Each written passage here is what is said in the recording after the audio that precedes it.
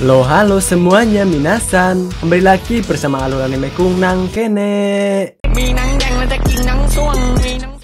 Diceritakan 800 tahun yang lalu ketika monster sudah kebal terhadap senjata modern, saat itulah umat manusia hampir menuju ambang kepunahan, di mana manusia yang masih tersisa pun meminta pertolongan kepada dewa, dan entah dari mana datangnya tiba-tiba dewa tempur yang biasa disebut Idaten muncul di dunia ini dan berhasil mengalahkan iblis itu lalu menyegelnya. Para petinggi Idaten itu pun berniat untuk menyegel jiwa mereka dan menjadi bagian dari segel tersebut. Kalau semisal ada manusia yang ingin menghancurkan segel tersebut ataupun segel itu luntur, ada satu dewa yang masih muda yang ditugaskan untuk mengawasi, bertanggung jawab atas segel tersebut, membantu para dewa yang belum lahir dengan kekuatannya. Dewa muda itu bernama Rin, dan anime Heian Seidai no Idaten Tachi dimulai dari sekarang. Awal episode ini memperlihatkan di mana Obami yang sudah memperbaiki tubuhnya kembali dan Miku juga menyadari kalau Pisalat dan yang lainnya sudah ditangkap oleh para Idaten. Kemudian Brandy menyuruh ketiga anaknya yang bernama Kuraishi, Raki, dan Bas untuk kabur dari negara ini. Karena cepat atau lambat Idaten pasti akan menyerang tempat persembunyian mereka itu. Tujuannya supaya iblis tidak punah. Namun sebenarnya jiwa keibuan Brandy pun bangkit dan tidak ingin anaknya dalam bahaya. Apalagi sampai mati di tangan para Idaten. Lalu mereka pun membawa pasangan mereka masing-masing. Kuraishi pergi bersama Verlandia, Bas bersama Meliano, dan Raki pergi bersama Croft. Kembali ke Hayato yang setelah berhasil mengalahkan Neput, akhirnya Frontea turun tangan sendiri untuk melawannya.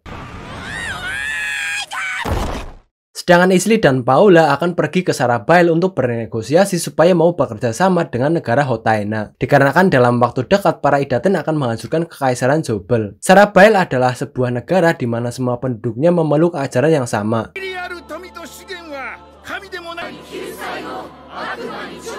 Negara ini sebenarnya didirikan oleh Rin dan penjaga tua sebelum iblis disegel. Awalnya negeri ini hanya tempat penampungan bawah tanah yang digali untuk menjaga manusia agar tetap aman. Setelah berabad-abad, negeri ini mengalami berbagai bencana alam seperti kekeringan, banjir di setiap penghujan, tanah longsor. Dan pada saat negara ini sedang dilanda kesusahan seperti itu, di waktu yang tepat, Frontea muncul lalu menyulap daratan itu sendiri, mengatasi banjir dan menjadikan negeri ini layak dihuni. Oleh karena itu, masyarakat di sini menganggapnya sebagai bapak suci Frontea. Ketika mereka berdua sampai di Sarabail, awalnya pemimpin ajaran ini yang bernama Sagishi tidak percaya kalau mereka berdua adalah dewa, pun mencoba menembak Paula. Namun setelah Paula dengan mudah menahan peluru itu, kemudian mereka langsung ketakutan dan tunduk terhadap Paula. Selain itu, setelah mereka semua berkumpul, Isli menunjukkan bukti kalau mereka adalah dewa.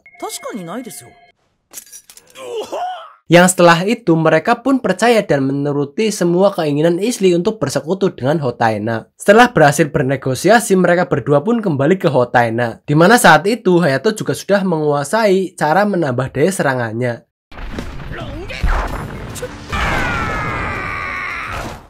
Latihan pun selesai dan pada hari itu juga para Idaten akan menyerang kekaisaran Zobel. Sedangkan di Zobel, Miku yang sudah menyadari kalau tidak ada potensi untuk menang pun memilih melarikan diri bersama Merku dan bidan Umeyo yang paling berguna untuk membangun kembali ras iblis. Dan Umeyo sekarang juga sedang mengeram dua anak laki-laki di tubuhnya, di mana Miku berniat akan melestarikan kembali ras iblis saat kedua anak itu sudah dewasa. Sesampainya di Zobel, Frontea langsung memutus jalan keluar supaya para iblis itu terjebak dan tidak bisa kabur kemanapun, sehingga bisa mengalahkan mereka dengan mudah. Target utama Frontea adalah keempat iblis ini yang telah disarankan oleh Pisalat. Tiga ding yang satu ini merupakan manusia berbakat bernama Biarov, supaya bisa membangun negara kembali. Selain keempat ini, Frontea juga mencari Miku, Barcode, dan bidan Umeyo. Akan tetapi, Pisalat tidak mempunyai foto Miku sehingga Frontea hanya berpatokan pada sebuah gambar yang digambar oleh Cory. Sedangkan Hayato dan Rin berpencar supaya bisa mendapatkan iblis lebih banyak, di mana Rin sendiri bertarung melawan pasukan Zobel. Namun Rin dibuat bingung karena beberapa kali Rin mencoba mengalahkan mereka hingga memotong lehernya, tapi mereka masih tetap bisa melawan. Yang ternyata mereka semua dikendalikan oleh rambut Brandy yang menyerupai benang dari jarak jauh.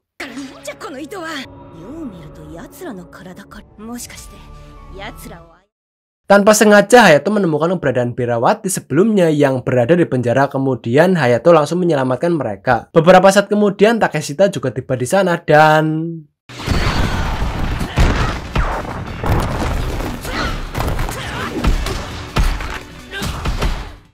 meskipun Takeshita terlihat tak mempunyai tenaga, tapi pertarungan mereka nggak kaku loh. Hingga Hayato berhasil mengalahkan Takeshita meskipun dia pergi dengan lubang di tubuhnya.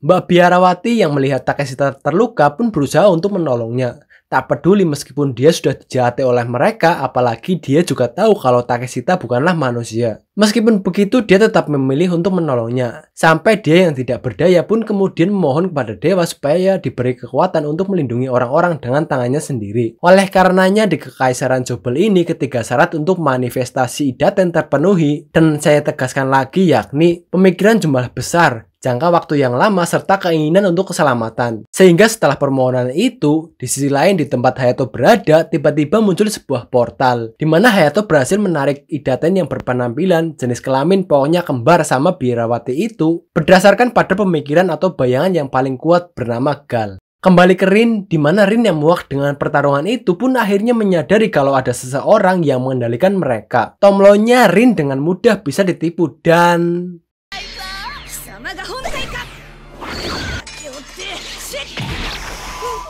Setelah menyembuhkan tangannya, Rin pun menggulung semua benang itu hingga berhasil menangkap Brandy.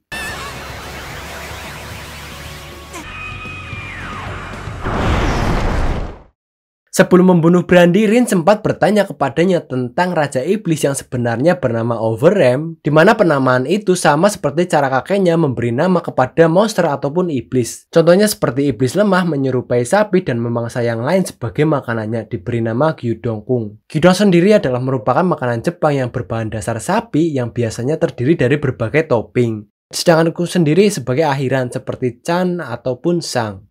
Beberapa saat kemudian Obami juga sampai di sana, di mana Rin dibuat terkejut karena Obami mengetahui namanya, bahkan tahu asal-usul pedang yang dipakai oleh Rin. Selain itu, Rin juga dulunya hanya seorang cengeng yang lemah. Sontak hal itu membuat Rin kembali mengingat semua tentang kakeknya dulu, sehingga membuatnya sedih dan tidak bergerak sama sekali.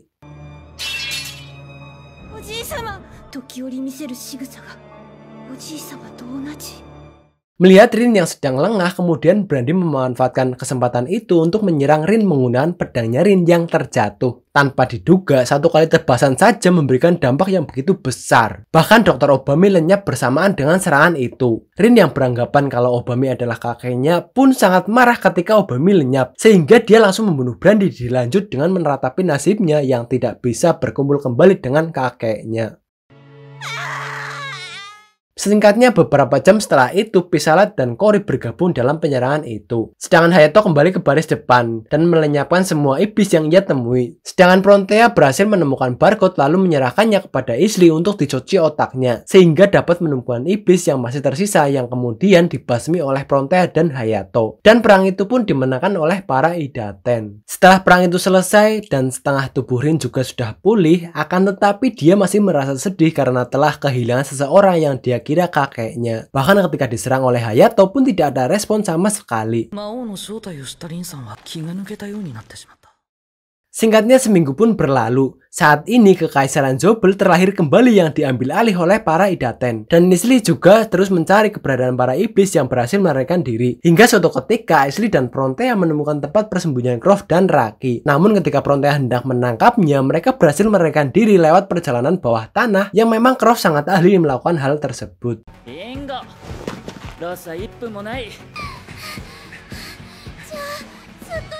Sedangkan Miku berhasil menemukan tempat persembunyian baru, di mana sebelumnya mereka bertiga selalu bersembunyi di warnet yang tidak ada CCTV maupun tanda pengenal ketika masuk, supaya para Idaten tidak bisa menemukan keberadaan mereka. Karena kan Frontea sendiri bisa melihat beberapa CCTV di pikirannya. Dan sembari bersembunyi, dia juga selalu aktif di sosial media selama beberapa hari untuk mencari manusia-manusia yang selalu memposting hal-hal tidak bermutu. Apalagi manusia yang selalu menjadi lambe-lamis untuk mengetahui informasi serta rutinitas manusia tersebut. Berdasarkan hal itu, Miku jadi tahu persis siapa orang itu, sehingga Miku akan menjadikannya sebagai mangsa. Loh, maka dari itu bijak-bijaklah dalam menggunakan sosial media. Dan ketika dirasa wanita ini tidak berguna lagi, kemudian Merku pun membunuhnya lalu mengambil alih harta rumah itu sebagai tempat persembunyian mereka dari para Idaten. Di tempat lain, Kuraishi dan Verlandia juga sedang kebingungan, di mana mereka sama sekali tidak bisa menghubungi Dr. Obami. Sebenarnya Kuraishi sudah mencoba membayar manusia untuk menghubungi Obami, namun telepon di negara itu juga sudah disadap, sehingga mereka tidak bisa mengetahui keberadaan Dr. Obami. 使って連絡してはみたけどな。俺は頼まれてかけただけ。ちょっと。Singkat waktu beberapa tahun kemudian, di sebuah pulau terpencil, Meliano dan Buzz sudah berhasil berkembang biak. Namun tanpa Dr. Obami, anak mereka pun menjadi sosok monster yang tubuhnya sendiri, terbuat dari tentakel dan memiliki banyak mata. Bahkan sama sekali tidak memiliki akal, dan juga sudah melukai istrinya sehingga Buzz berusaha untuk membunuhnya. Akan tetapi, dia dihentikan oleh Meliano yang membuat anak mereka pun kabur ke dalam laut. Mereka tidak sadar kalau anaknya itu akan menjadi ancaman bagi para penghuni laut. Oleh karenanya mereka pun menemui Pisalat supaya bisa membantu problem dan menyelamatkan anak mereka. Akan tetapi ketika mereka bertemu, bukannya dibantu, mereka malah seolah menyetorkan nyawa mereka dengan gampangnya dan...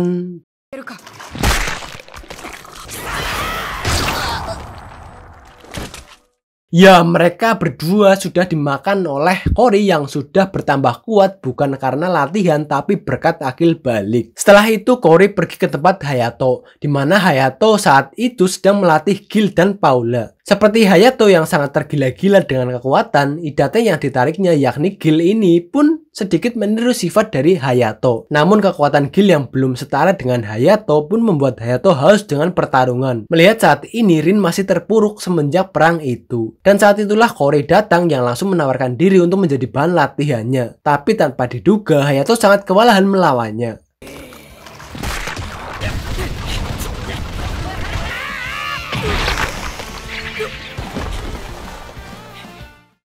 Lalu kita dibawa ke Miku yang melihat berita tentang monster atau anaknya Buzz telah berbuat onar. Dimana Miku sudah menunggu momen ketika monster itu ngamuk karena di momen ini para Idaten akan berfokus pada hal itu. Sehingga di saat Idaten sibuk, dia mempunyai kesempatan bertemu dengan Raja Iblis. Dengan pintarnya Miku sudah mengantisipasi hal ini sebelum melarikan diri. Dan juga sudah menyiapkan rencana membeli robot yang kemudian dia rakit kembali dengan diberi kamera supaya Raja Iblis bisa menggunakan robot tersebut sebagai tubuh sementara. Selain itu, Miku juga sudah membuat semacam kode yang mau menjadi ciri khasnya untuk mengelabui musuh. Dikarenakan jika saat ini menelepon Raja Iblis, pastinya pihak Idaten sudah terhubung ke semua telekomunikasi di Zobel.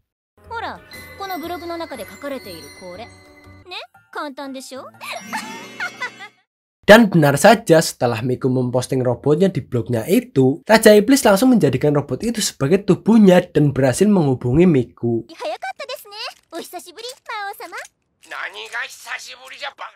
Kemudian Obami pun menyampaikan keadaan yang sedang terjadi sekarang. Lalu setelah mengetahui kalau Kuraishi sering menghubungi Obami secara berkala, Miku pun langsung terbesit ide di otaknya, dimana ketika Kuraishi kembali menghubungi Obami lewat manusia yang meneleponnya, saat itulah Obami menyampaikan sebuah kode yang hanya Miku dan Verlandia yang tahu kode itu, untuk bertemu di tempat yang ada pada kode tersebut.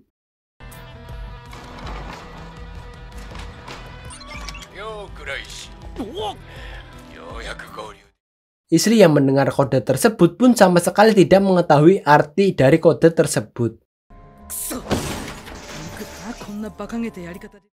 Kembali ke Miku, di mana setelah Kuraishi bertemu dengan Obami, kemudian mereka dan Miku sudah bisa berkomunikasi. Akan tetapi, mereka memilih untuk tidak menghubungi Raki karena menurut Miku, Raki sama sekali tidak berguna dan jika mereka berkumpul, akan memudahkan para Idaten untuk menangkap mereka secara bersamaan. Dan kalau membiarkan Raki dan Croft di luar sana akan berguna bagi mereka, karena mereka yang sangat suka berkembang biak hingga selalu melahirkan monster baru dan dengan gampangnya anak mereka itu selalu dibuang ke laut.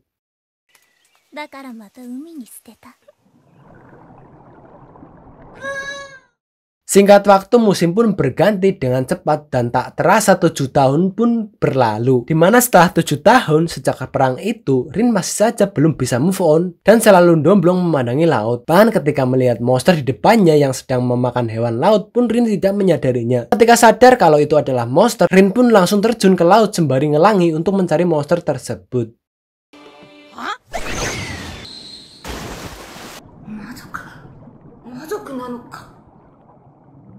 Akibat membludaknya populasi iblis dengan cepat sehingga Frontea menjadi sangat sibuk memusnahkan monster itu. Isli pun menyadari alasan dari membludaknya populasi monster-monster itu. Melihat di zaman sekarang sudah tersedia banyak sekali makhluk hidup di laut yang menjadikannya sebagai makanan-makanan untuk para monster. Oleh karena sudah mempendase mencari Miku yang tidak kunjung dapat, mereka pun memasang sayembara di mana jika ada yang bisa menangkap para iblis itu akan diberi hadiah. Selain itu, anak-anak yang dikandung Umeos juga sudah semakin lama semakin modot.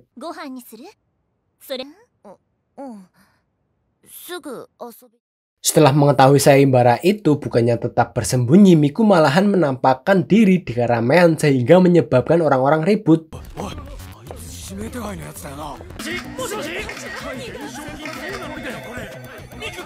Pada saat para Idaten kocar kacir mencarinya, saat itulah Miku menjalankan rencananya, yaitu akan melenyapkan istri terlebih dahulu yang berpotensi paling besar bisa menemukannya. Karena jika mengandalkan kekuatan saja tidak akan bisa menemukan Miku.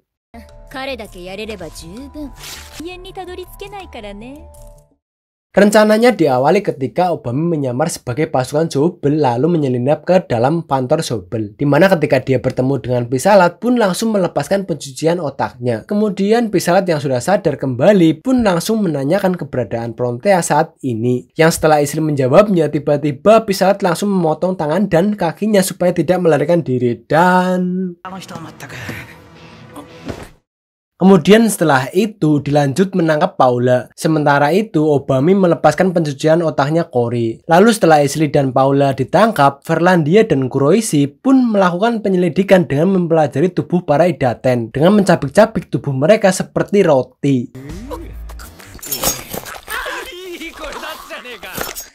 Frontea yang kehilangan kontak dengan Isli dan Pisalat pun menjadi kebingungan. Akan tetapi meskipun dia tahu kalau Isli dan Paula ditangkap oleh musuh, Frontea tidak tahu persis siapa yang menangkap mereka. Sehingga ketika mereka bertiga mengetahui kabar itu, Rin pun langsung mencarinya ke sana kemari tanpa tujuan yang jelas. Padahal Rin sempat melewati tempat Isli dan Paula ditahan.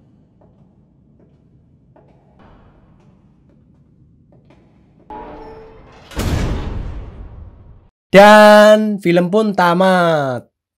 Terlepas dari Miku yang membuat mata kilap di waktu puasa, tapi bagaimana alur ceritanya? Semoga bisa menjadi penghibur di kegabutan kalian. Dan semoga puasa kalian juga lancar. Dan cukup sampai di kene, saya pamit undur diri, sayonara.